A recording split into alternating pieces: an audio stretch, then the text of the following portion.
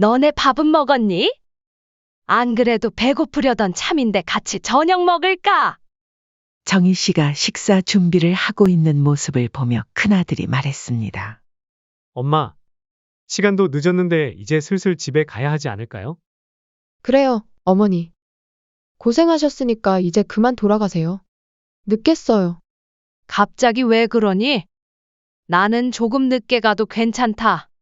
어머님, 사실은요? 저희 엄마가 오시기로 했거든요. 네, 맞아요. 장모님이 오시기로 해서요. 오시면 어때?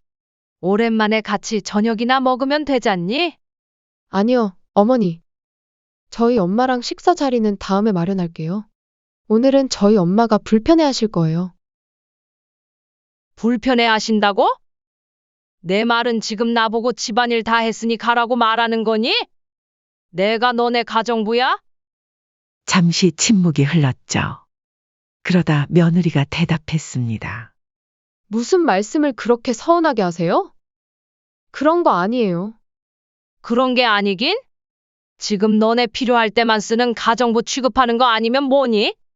아니, 그게 장모님이 갑자기 연락을 하셔서 죄송하게 됐어요. 엄마도 장모님 성격 아시잖아요.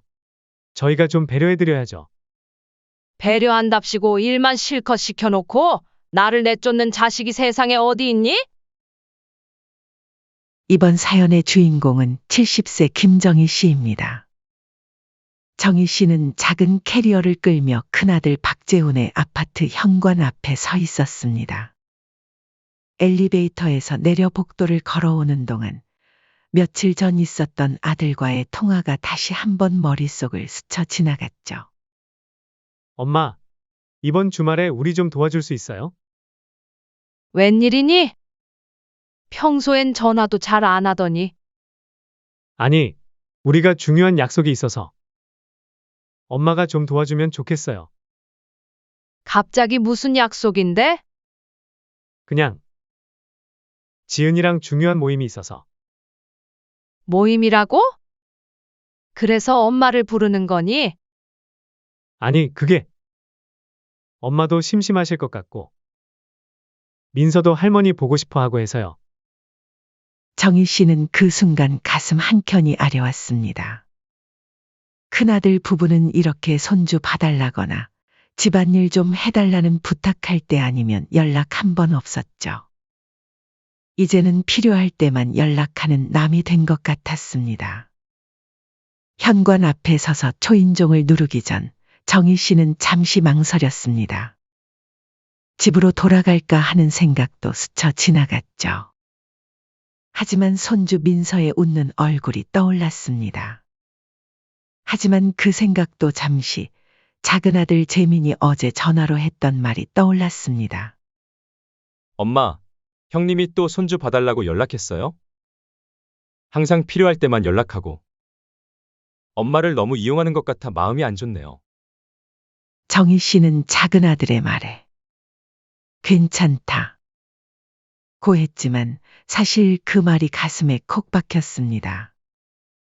작은 아들 재미는 비록 경제적으로 넉넉하진 않았지만 한 달에 두세 번은 꼭 어머니를 찾아왔고 주말이면 가족과 함께 밥이라도 먹자며 데리러 오곤 했죠. 초인종을 누르자 큰며느리 이지은이 문을 열었습니다. 어머님, 오셨어요? 길은 안 막히셨어요?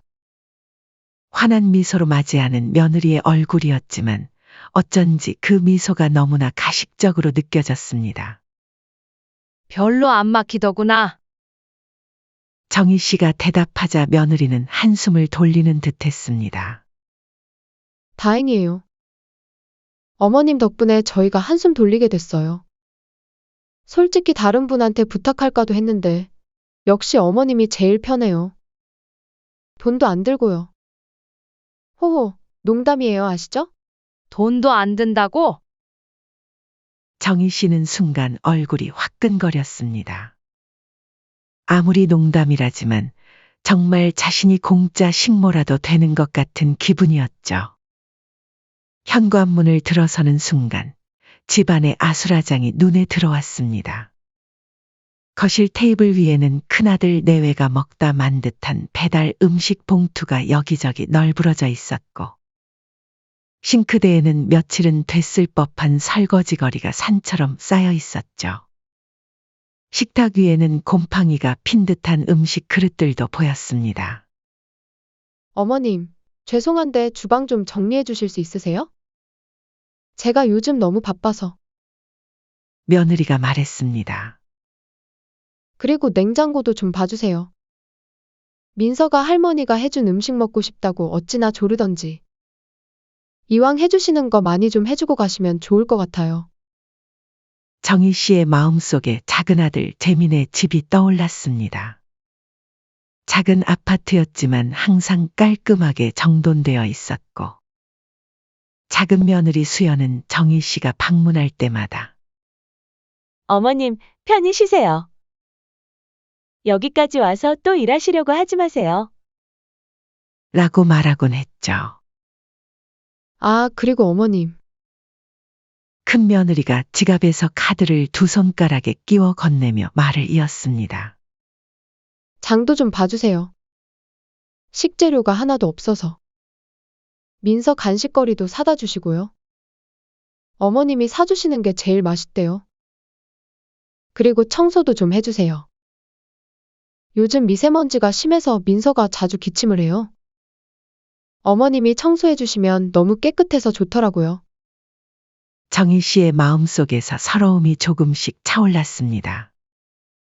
손주를 봐달라고 해서 왔는데, 이제는 청소부의 장복이 대행까지 하는 신세가 된 것 같았죠. 그리고 문득 떠올랐습니다. 이 아파트 바로 자신이 평생 모은 돈으로 큰아들에게 사준 것이었습니다. 남편과 함께 어렵게 모은 돈으로 마련한 서울의 아파트였죠. 결혼할 때 자동차 구입비와 며느리 혼수 비용까지 모두 지원해 주었는데, 이제는 이렇게 하녀 취급을 받고 있었습니다. 정희 씨는 카드를 받아들며 속으로 한숨을 삼켰습니다. 할 말은 많았지만 참고 있었죠. 그때 방에서 뛰어나온 손주 민서가 정희 씨의 다리를 붙잡았습니다. 그나마 손주의 순수한 미소가 위안이 되었죠.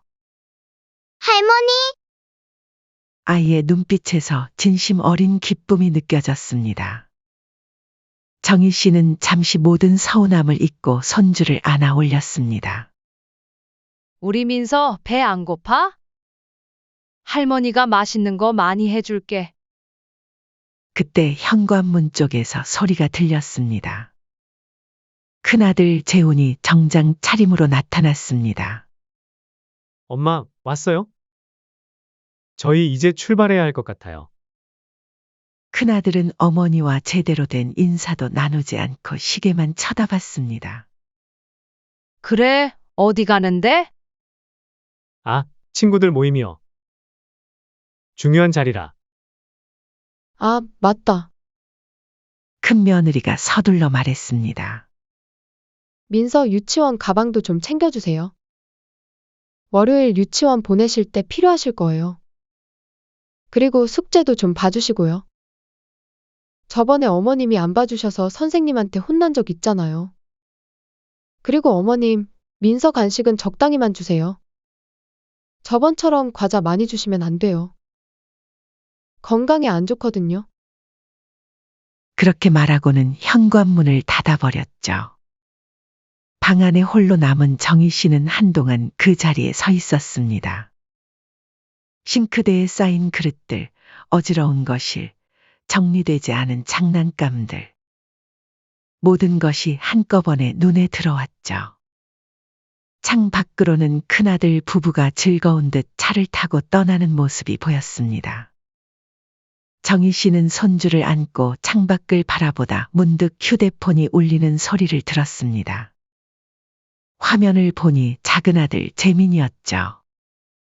어머니, 잘 도착하셨어요? 형님네 집은 어때요? 정희 씨는 잠시 말을 잊었습니다. 그동안 참았던 서러움이 목구멍까지 차올랐지만 애써 담담한 목소리로 대답했죠. 응, 잘 도착했어. 다들 나가고 민서랑 둘이 있네. 형도 진짜 정신 차려야 돼요. 엄마를 이용하려고만 하고. 다음에 저희 집 오셔서 푹 쉬다 가세요. 작은 아들의 따뜻한 말에 정희 씨의 눈시울이 붉어졌습니다. 고맙다, 재민아.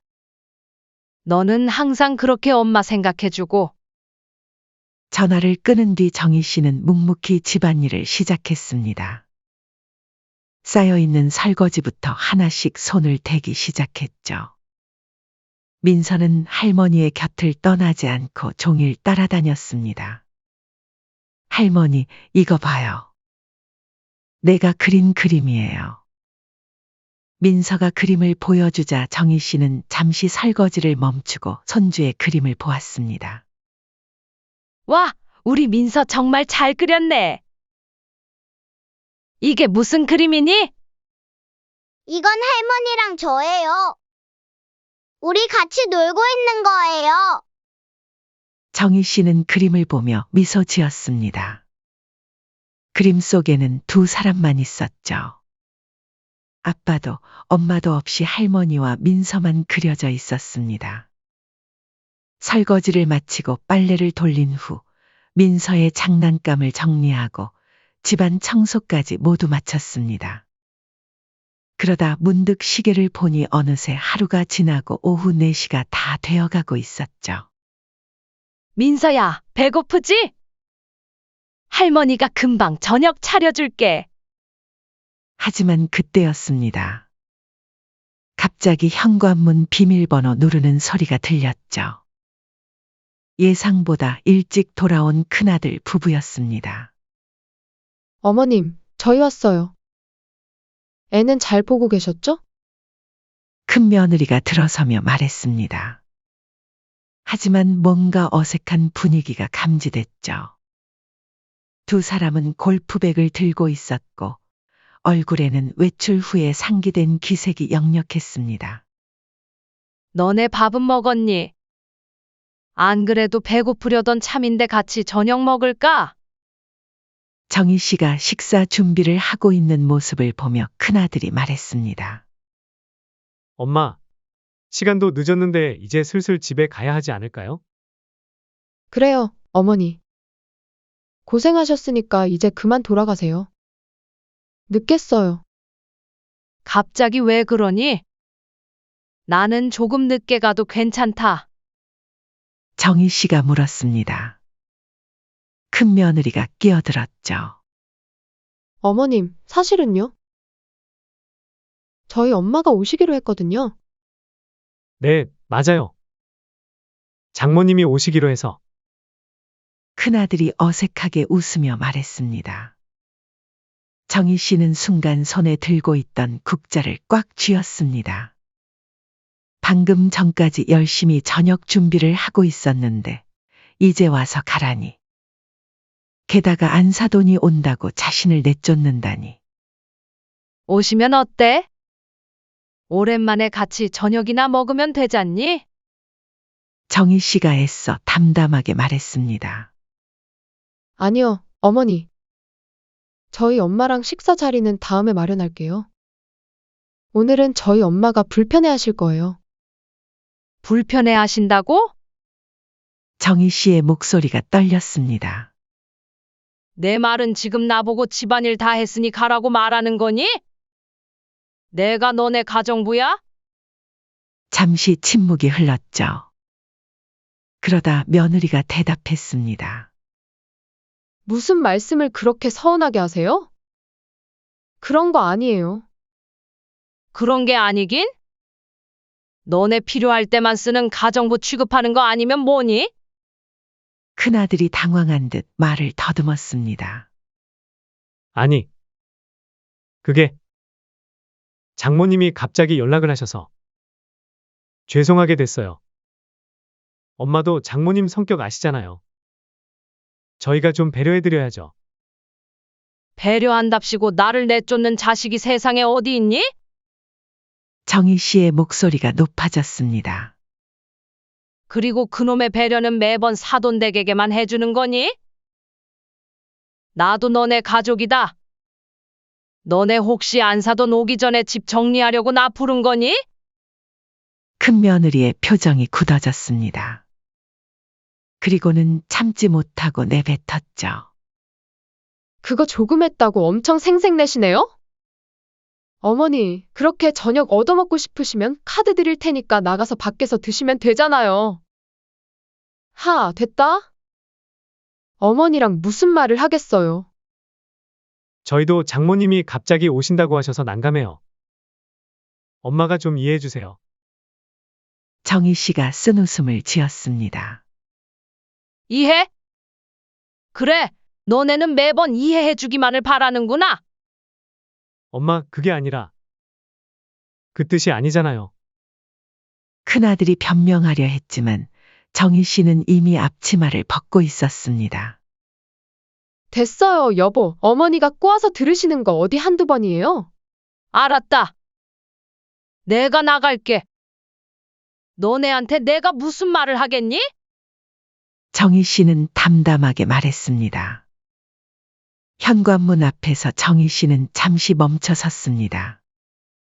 하루 종일 청소하고 빨래하고 음식 준비하느라 허리가 끊어질 것 같았지만 그보다 더 아픈 건 가슴이었죠. 너네도 잘 생각해봐라. 필요할 때만 부르고 필요 없으면 내쫓고. 그렇게 살면 좋니? 큰아들은 아무 말도 하지 못했습니다. 큰 며느리는 어색하게 서 있었고요. 밖으로 나오는 순간 갑자기 눈물이 왈칵 쏟아질 것 같았습니다. 하지만 정희 씨는 꾹 참았죠. 엘리베이터를 기다리면서 정희 씨는 문득 깨달았습니다. 자신이 이제껏 얼마나 허상을 붙잡고 살았는지를. 자식이라는 이름으로, 손주라는 이름으로 얼마나 많은 것을 참아왔는지를. 하지만 이제는 달라질 것 같았습니다. 가슴속 깊은 곳에서 무언가가 꿈틀거리고 있었죠. 엘리베이터를 타고 내려가면서 정희 씨는 마음을 다잡았습니다. 얼굴에 흐르는 눈물을 손등으로 닦으며 깊은 숨을 들이마셨죠. 집으로 돌아온 정희 씨는 한동안 어두운 거실에 그대로 앉아 있었습니다. 텅 빈 집안이 더욱 쓸쓸하게 느껴지는 밤이었죠.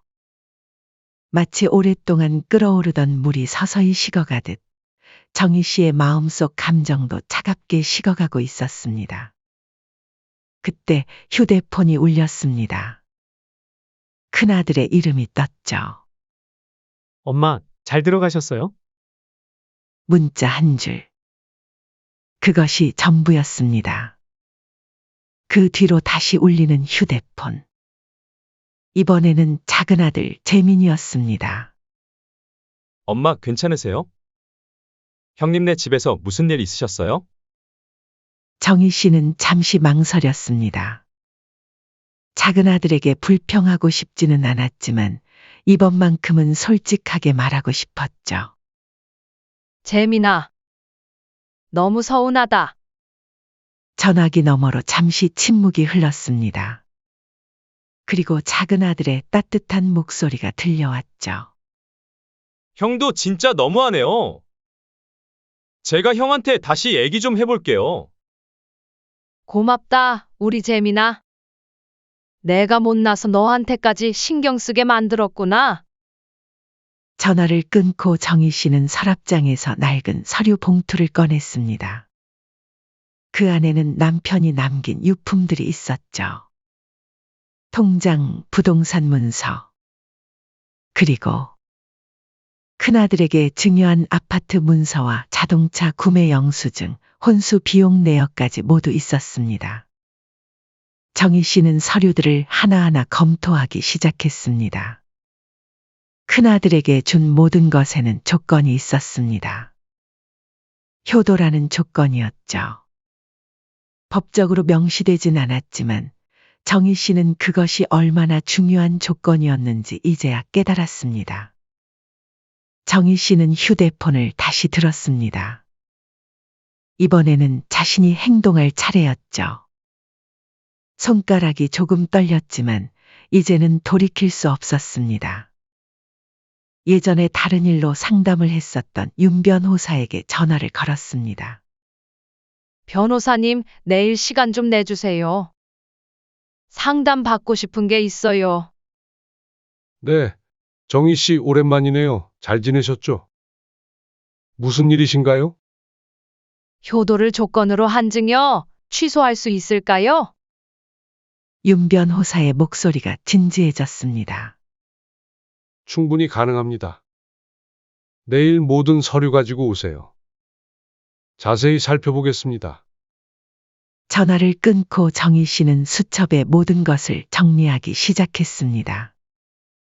큰아들 부부가 자신을 어떻게 대했는지, 어떤 모욕적인 말들을 했는지, 모든 사실을 날짜별로 꼼꼼히 기록했죠.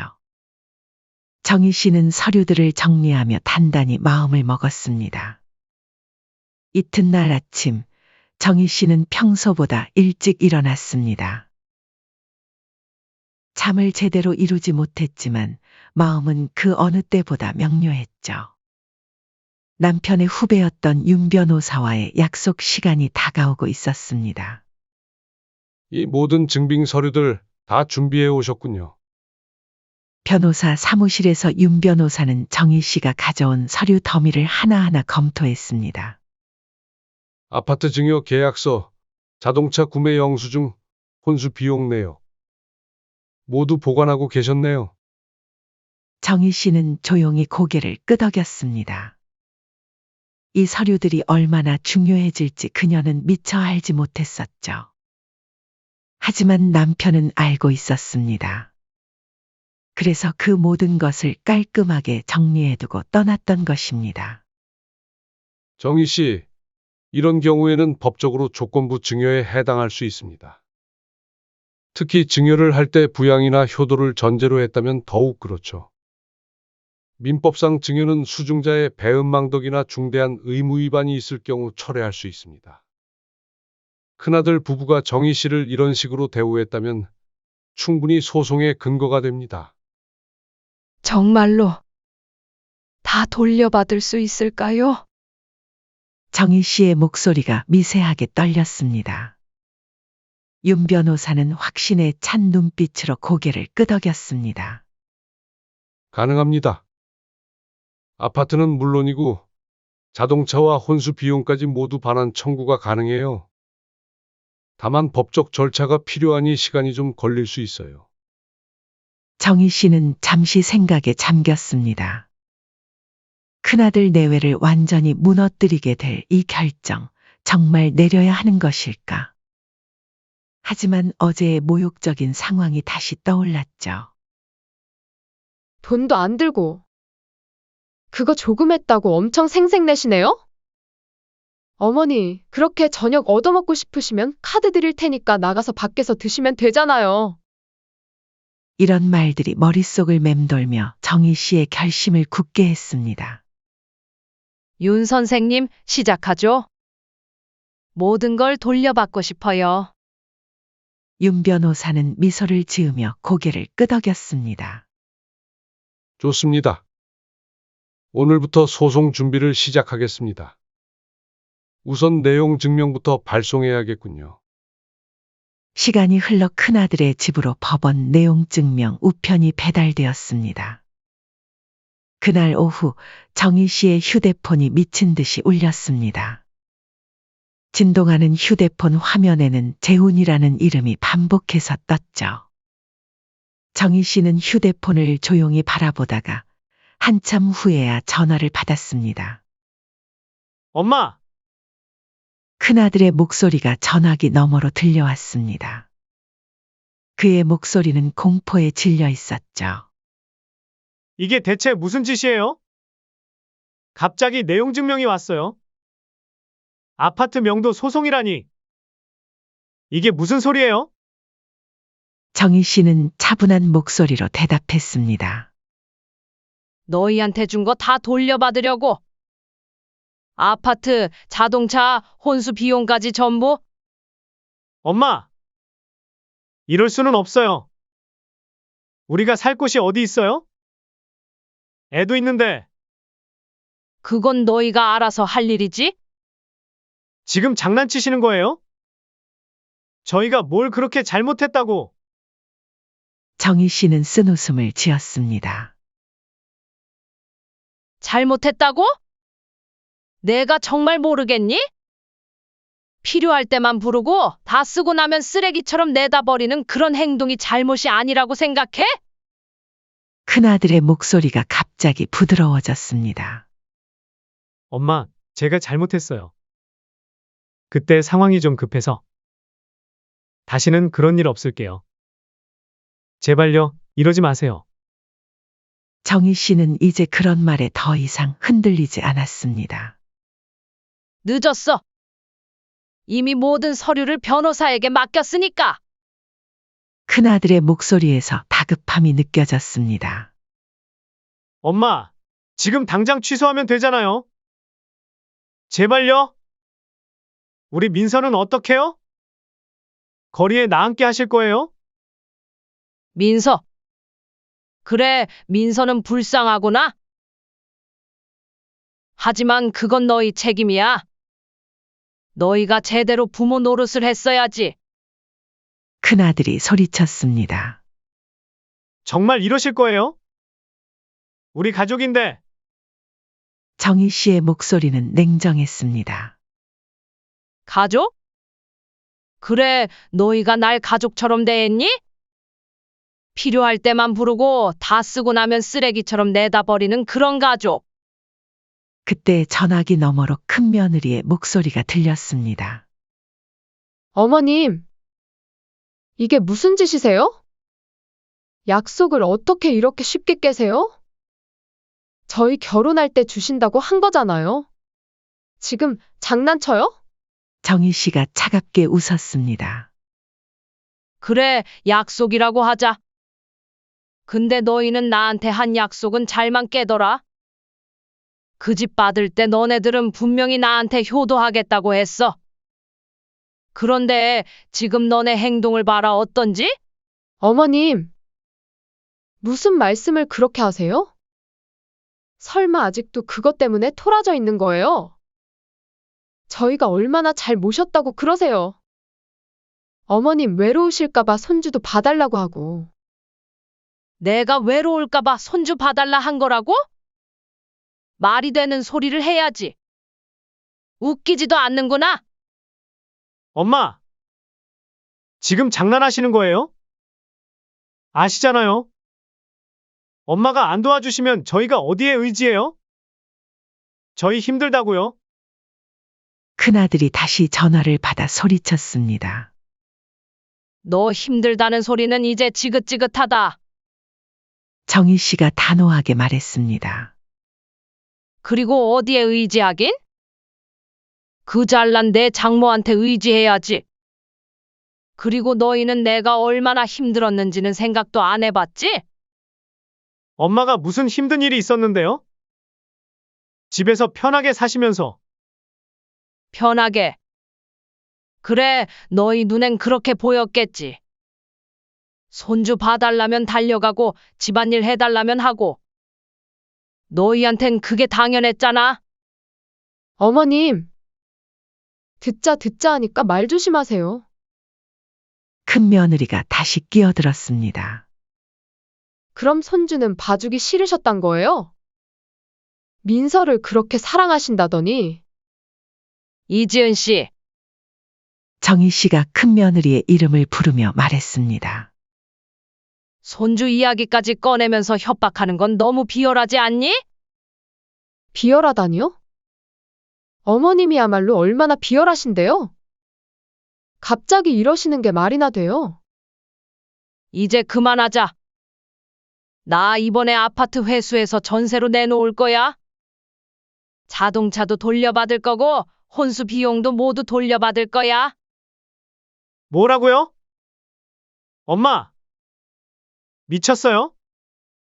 그래, 미쳤다 치자. 이제라도 정신 차린 거지. 너희한테 줄 생각 없어.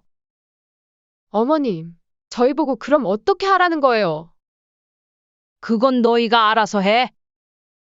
젊은 사람들이 뭐가 두려워? 열심히 일하면 되잖아. 엄마! 이럴 순 없어요. 우리가 뭘 그렇게 잘못했다고. 큰아들이 격분했습니다. 너희한테 난 그저 집 줄 사람 아니면 가정부 정도였잖아. 이제 그만할래? 아니다. 고마워해야겠네. 내 덕분에 정신 차렸으니까. 이제 내 인생 찾아 살아볼래? 이제 전화하지 말거라. 앞으로 너희 연락 안 받을 거야. 정희 씨는 그대로 전화를 끊었습니다. 그리고 큰아들의 번호를 차단했죠. 곧바로 큰며느리에게서 전화가 왔지만 그것도 차단했습니다. 창밖을 바라보며 깊은 숨을 내쉬었습니다. 가슴 한켠이 아팠지만 이상하게도 후련했습니다. 마치 오랫동안 쌓였던 먼지를 털어낸 것처럼 상쾌한 기분이었죠. 한 달 후 법원에서 첫 심리가 열렸습니다. 큰아들 부부는 변호사를 선임해 왔지만 정희 씨가 가져온 증거들 앞에 그들은 무력했습니다. 아들이 주말마다 어머니를 하녀처럼 부려먹은 정황, 모욕적인 발언들. 그리고 필요할 때만 찾고 버리는 행태는 배은망덕한 행위로 인정되었습니다. 재판장은 엄숙한 목소리로 선고했습니다. 본 법원은 원고의 주장을 인정하여 피고에게 아파트 명도 및 소유권 이전, 자동차 반환 그리고 혼수 비용 일체를 원고에게 반환할 것을 명령합니다. 큰아들의 얼굴은 창백했습니다. 그는 어머니를 향해 마지막으로 애원의 눈빛을 보냈지만 정희 씨는 이미 고개를 돌려 재판장을 바라보고 있었습니다. 법정을 나서는 길, 정희 씨는 작은 아들 재민의 따뜻한 손길을 느꼈습니다. 재민은 어머니의 재판을 지지하며 곁에서 계속 힘이 되어주었죠. 어머니, 마음이 많이 아프시죠? 정희 씨는 고개를 천천히 흔들었습니다. 아니다. 이상하게도 후련하구나. 내가 평생 번 재산인데 효도는커녕 나를 하녀처럼 부리는 자식에게 그냥 줄 수는 없잖니. 재민은 어머니의 손을 꼭 잡았습니다. 그의 눈에는 어머니를 향한 걱정과 사랑이 가득했죠. 앞으로 어떻게 하실 계획이세요? 정희 씨는 창밖을 바라보았습니다. 맑은 하늘이 펼쳐져 있었죠. 이제부터 내 인생을 살 거야. 너무 오랫동안 자식들을 위해 희생했어. 이제는 내가 주인공인 삶을 살 때가 됐어. 한 달 후 법원 집행관과 함께 큰아들의 아파트로 향했습니다. 강제 집행의 날이었죠. 법원의 판결에 따라 오늘부로 이 아파트의 명도 집행을 시작하겠습니다.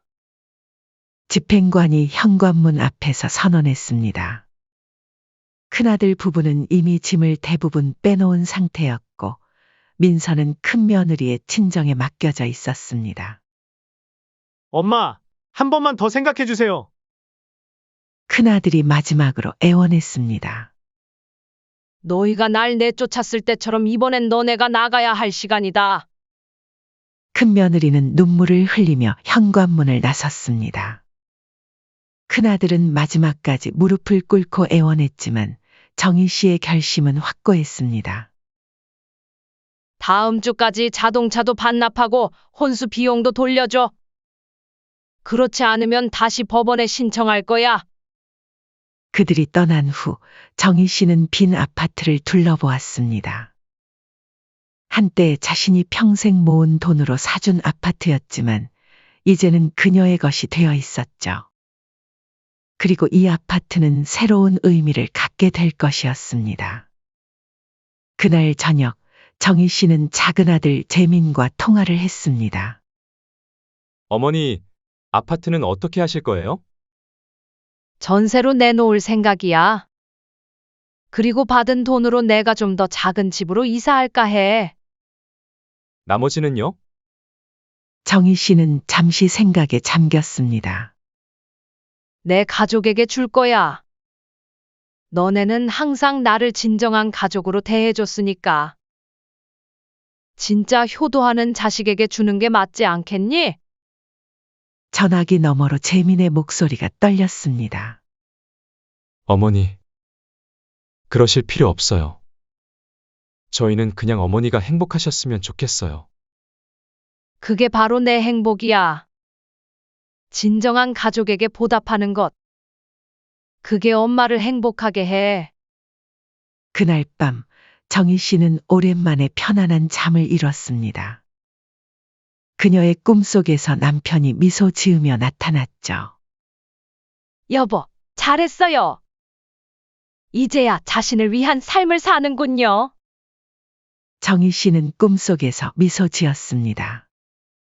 이제야 진정한 의미의 자유를 느끼고 있었죠.